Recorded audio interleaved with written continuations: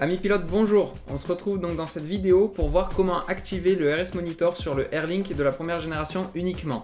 Donc, tout d'abord, cette manipulation n'est pas sans risque et vous pouvez donc rendre inutilisable votre Airlink. Donc seul vous pouvez être responsable des conséquences si vous n'y arrivez pas lors de ce tuto. Donc pour réaliser ce tuto, vous aurez besoin d'un programmateur d'EPROM ainsi qu'une pince qui est capable de lire les EPROM. Donc vous viendrez la clipser directement sur l'EPROM. Vous aurez besoin aussi d'un ordinateur donc tournant sous Windows et de préférence portable. Vous aurez aussi besoin de l'archive qui sera présente dans ma description qui contiendra un tuto écrit et le logiciel ainsi que les drivers pour pouvoir faire fonctionner le lecteur d'EPROM. Maintenant que vous avez tout le matériel, vous pouvez passer au démontage donc de votre Airlink. Maintenant que vous êtes dans votre voiture, vous devez donc enlever la façade avant en tirant sur les quatre coins un petit peu sans trop forcer, ça vient tout seul. Donc maintenant que la façade est démontée, vous pouvez passer au démontage de la tablette. Donc il faudra démonter les 4 vis grises qui sont sur le côté. Une fois que vous avez enlevé ces 4 vis, du coup, vous devrez prendre 2 tournevis pour faire levier de chaque côté de la tablette pour pouvoir la sortir de son logement. Une fois que la tablette est sortie de son logement, vous devrez retirer toutes les prises qui sont au dos de celle-ci.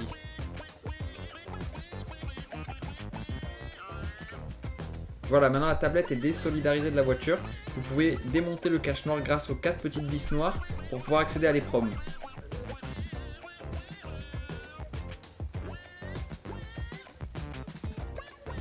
Voilà, maintenant sur le programmateur, il faut faire attention de bien positionner la pince, sinon vous n'arriverez pas à lire votre EPROM. Donc maintenant il faut positionner la pince sur l'EPROM de la façon comme vous pouvez voir sur la vidéo. Attention parce que la pince ne tient pas forcément bien sur l'EPROM, il faut vraiment bien la fixer pour être sûr de ne pas avoir de problème après pendant la lecture et surtout l'écriture. Pour que l'EPROM soit reconnu sur le logiciel, il faudra donc alimenter le Airlink avec la grosse prise noire. Lors de cette étape, tout va se passer sur l'ordinateur. Donc vous devrez d'abord mettre la clé USB donc, sur un des ports de votre PC et ensuite donc installer le driver en tant qu'administrateur et après lancer le logiciel en tant qu'administrateur également.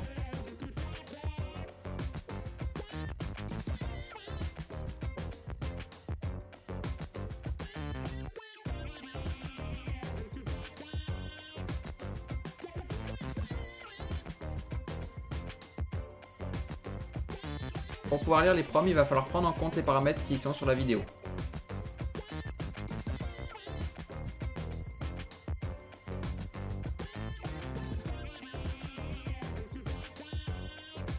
Maintenant, vous devez avoir la pince qui est reliée à votre EPROM ainsi que le programmateur qui est branché en USB sur votre PC. Donc maintenant, il va falloir faire une lecture de votre EPROM ainsi qu'une vérification pour voir que ce que vous avez enregistré est bien pris en compte et qu'il n'y a pas d'erreur sur votre fichier. Je vous conseille donc de faire cette manipulation 2 fois au cas où si la première n'aurait pas réussi et que si votre Airlink plante, au moins vous avez une sauvegarde des fichiers d'origine de votre Airlink.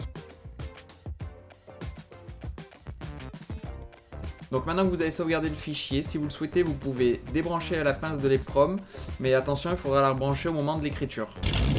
On arrive à l'étape la plus fastidieuse de ce tuto car il va falloir entrer toutes les lignes de code présentes sur les tableaux, donc sur le tuto écrit, mais aussi sur l'écran qui affiche les 2 tableaux. Donc ces lignes de code seront à rentrer sur votre fichier d'origine. Ensuite, vous devrez le sauvegarder pour pouvoir le réécrire sur votre EPROM.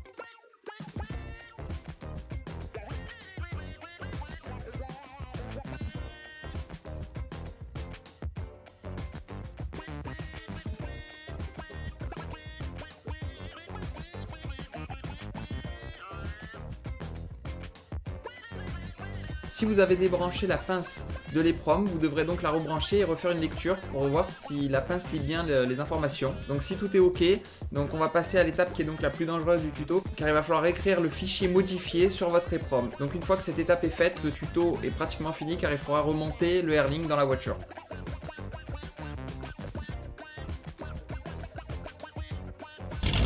Maintenant que la manipulation est terminée au niveau de l'informatique, si vous le souhaitez, avant de tout remonter, vous pouvez essayer donc votre Airlink avec le RS Monitor. Donc il est possible que vous n'ayez pas le RS Monitor de suite.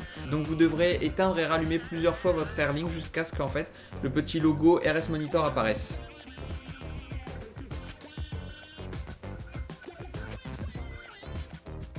Voilà, maintenant il faut remettre le cache en plastique noir derrière le Airlink avec les 4 vis noires.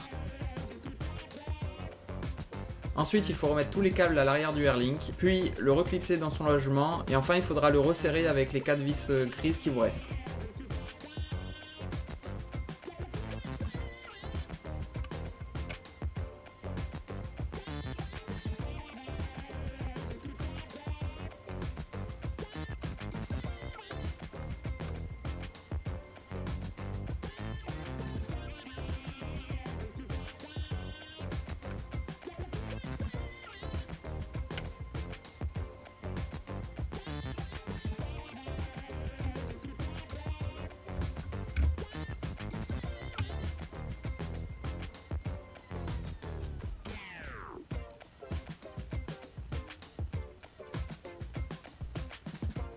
Voilà, maintenant il ne reste plus qu'à mettre la façade de votre console centrale et enfin il ne reste plus qu'à profiter du RS Monitor.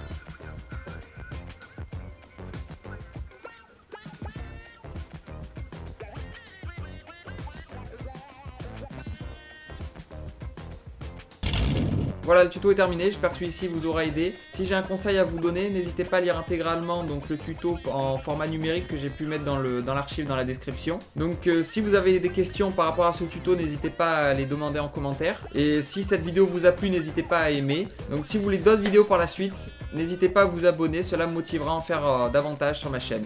Ciao les pilotes!